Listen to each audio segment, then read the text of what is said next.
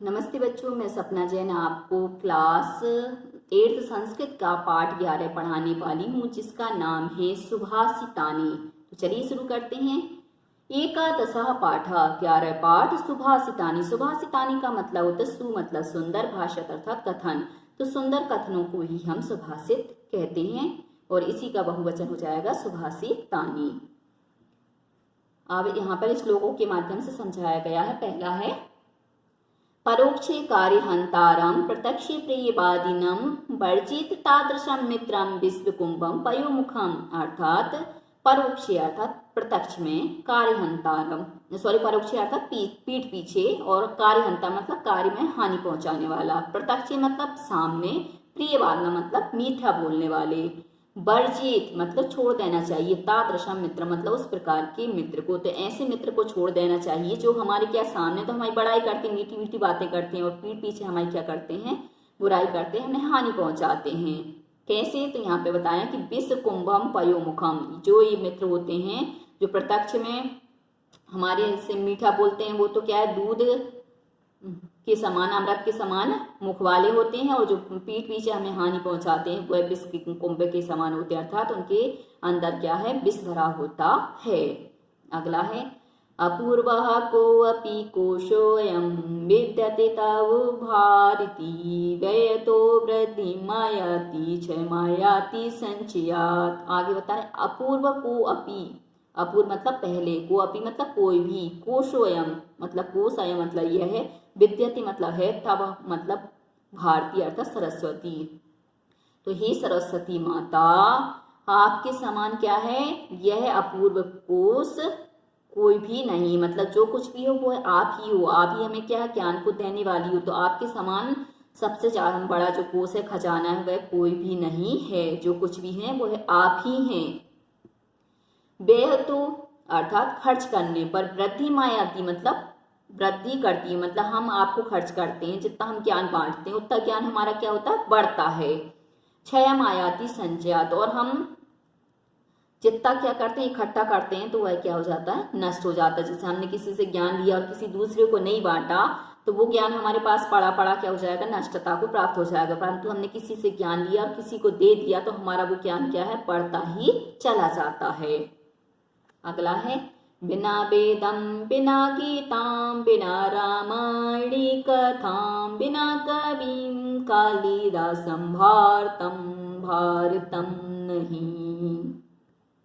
बिना वेद के, बिना गीता के, बिना रामायण की कहानी के, बिना कवि कालिदास के भारत भारत नहीं है, और ना ही भारत भारत रहेगा, क्योंकि ये सभी क्या है, हमारी संस्कृति को बनाए रखने में बहुत ज़्यादा सहयोगी, हमारे भारत को भारत बनाए रखने में बहुत ज़्यादा उपयोगी हैं। आगे है उदिते सविता ताम्रताम्र एव स्तमेति च संपत्तौ च विपत्तौ च महतामेक रूपतः। क्या कह रहे, उदय सविता, सविता मतलब यहाँ पे सूर्य, प्रातःकाली जो ऊषा होती है उसके लिए कहा गया। तो सूर्य के उदय होने पर, सविता अर्थात सूर्य के उदय होने पर, ताम्र अर्थात लाल दिखाई देता है सूर्य। आप कभी नहीं देखना, जब जैसे ही सुबह निकलता तो कैसे निकलता, लाल कलर का निकलता है।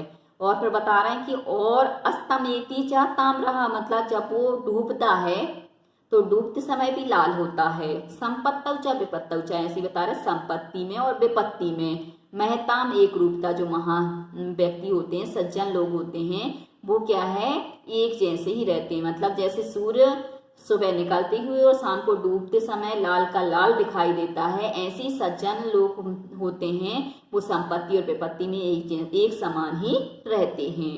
आगे देखते हैं उद्यम साहसम धैर्यम बुद्धि शक्ति पराक्रमा षडेते यत्र वर्तन्ते तत्र देव सहायका।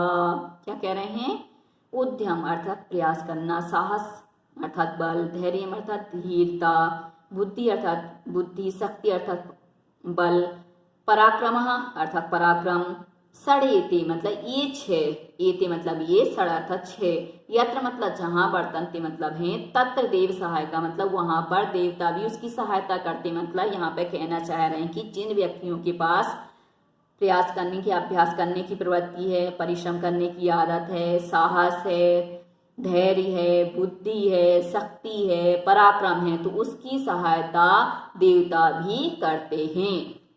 आगे है नरोत्तम दुर्लभम लोके विद्या तत्र दुर्लभा कवित्वम दुर्लभम तत्र शक्तिस्तत्र सुदुर्लभा। नरत्वम दुर्लभम लोके, लोके अर्थात संसार में मनुष्य जो जन्म है वह कैसा है, दुर्लभ है, बड़ी मुश्किल से मिलने वाला है। विद्या तत्र सुदुर्लभा, और वहां पर मनुष्य जन्म मिल भी जाता है, और मनुष्य जन्म के बाद ज्ञान मिलना और भी ज्यादा कठिन है। कवित्वम दुर्लभम तत्र, और यदि मान लो हमें मनुष्य जन्म भी मिल गया, ज्ञान भी मिल गया, तो कवित्वपना होना मतलब कविताओं को जानने वाला, ग्रंथों को पढ़ने वाला और भी ज्यादा दुर्लभ है। शक्ति तत्र सुलभा, और शक्ति क्या है वहां पर, सुदुर्लभ मतलब और भी ज्यादा दुर्लभ है। हमें कवित्व मिल गया, हम पढ़ सकते, वाचन कर सकते, समझा सकते, परंतु उसमें शक्ति मिलना और भी ज्यादा कठिन है। आगे है अयम निज परो वेति कर्ण लघु चेतसाम उदार चरिता नाम तु वसुदेव कुटुंबकम। अर्थात अयम मतलब यह है, निज अर्थात मेरा, परोवेति यह दूसरों का है, ऐसी गणना मतलब यह मेरा है, यह तेरा है। ऐसी गणना कौन करते हैं, तो जो छोटे हृदय वाले होते हैं, संकुचित सोच वाले होते हैं, ऐसे व्यक्ति ही ऐसी बात करते हैं तेरे मेरे की। उदार चरिता नाम तू, विशाल हृदय वाले तो वसुदेव मतलब पृथ्वी को ही कुटुंबकम अर्थात परिवार समझते हैं। वो तेरा मेरा नहीं करते, बल्कि क्या है, पूरी धरती को ही अपना परिवार समझते हैं। आगे है छाया मन्यस्य कुर्वन्ति तिष्ठन्ति स्वयमातपे फलानपि परार्थाय वृक्षा सत्पुरुषाय।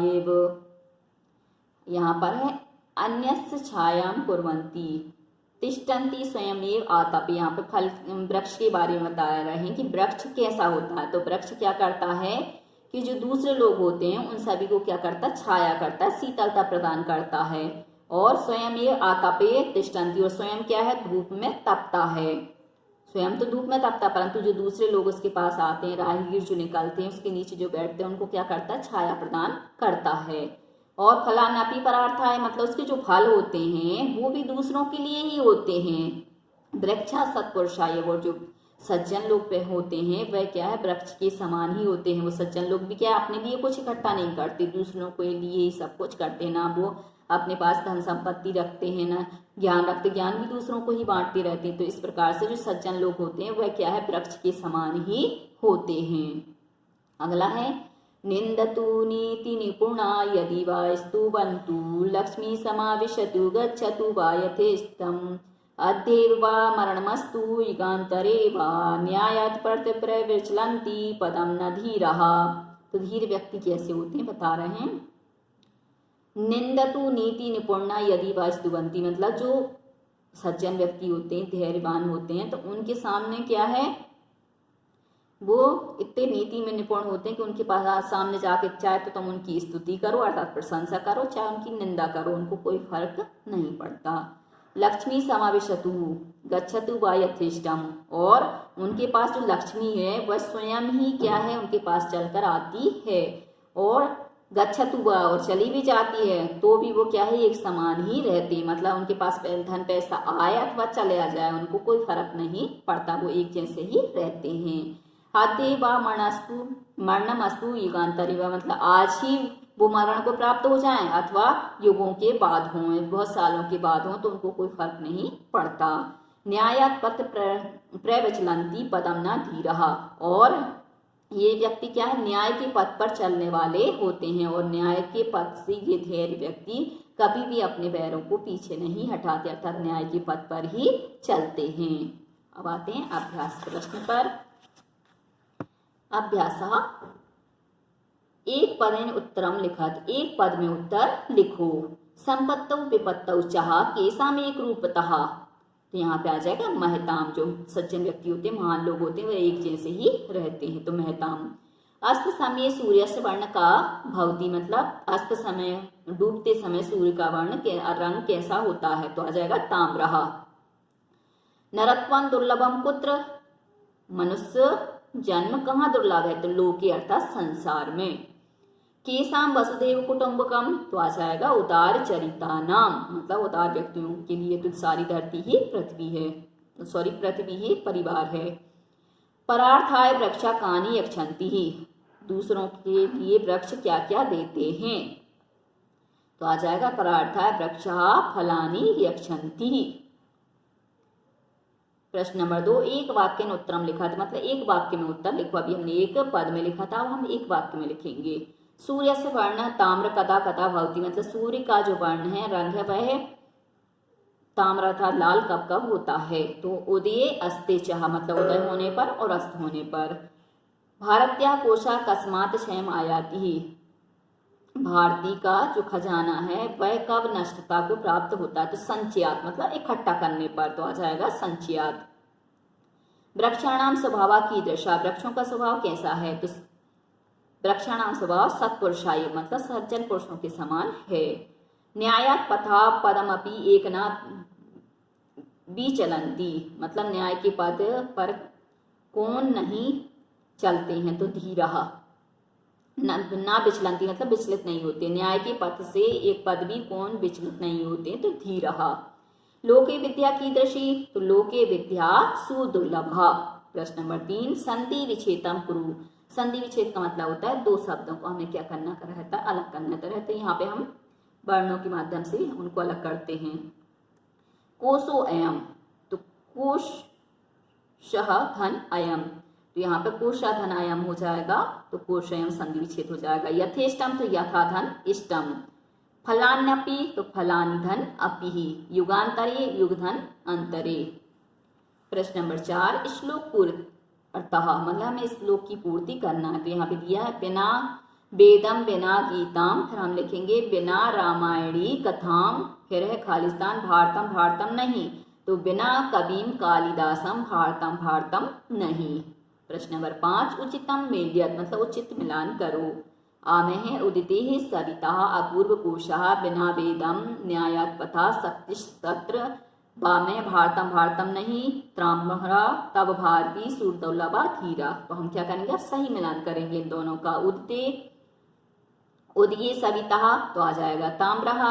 अपूर्व कोशः, तो आ जाएगा तब भारती। बिना वेदम, तो आ जाएगा आपका भारतम भारतम नहीं। न्यायात पथम, तो धीरः। शक्तिस्तत्र, तो आ जाएगा सुदुर्लभा। प्रश्न नंबर 6, अधोलिखित शब्दई वाक्य रचना कुरुत, अधोलिखित शब्दों से वाक्य रचना करो। यहाँ पे शब्द ये हैं देवः, व्ययतः, द्रुमः, लक्ष्मी, फलानी। अब हम बनाएंगे देवः। बिना देवा ते सहायका का, मतलब बिना देव की तुम्हारी सहायता करने वाला कौन है। व्ययतः, भारत्यः कोशः व्ययतः वृद्धिम आयाति। द्रुमः, धूम्रफलम ददाति, द्रुम अर्थात वृक्ष फल को देता है। लक्ष्मी समाविशतुः, फलानी तो वृक्षा फलानी युक्ता भवंती, वृक्ष क्या फल से युक्त होते हैं। तो बच्चों आज के लिए सिर्फ इतना ही। यदि आपको हमारा ये वीडियो पसंद आया है तो लाइक कीजिए, शेयर कीजिए, सब्सक्राइब कीजिए तथा इस पाठ से संबंधित कोई भी प्रश्न है तो नीचे कमेंट्स में पूछ लीजिए। धन्यवाद।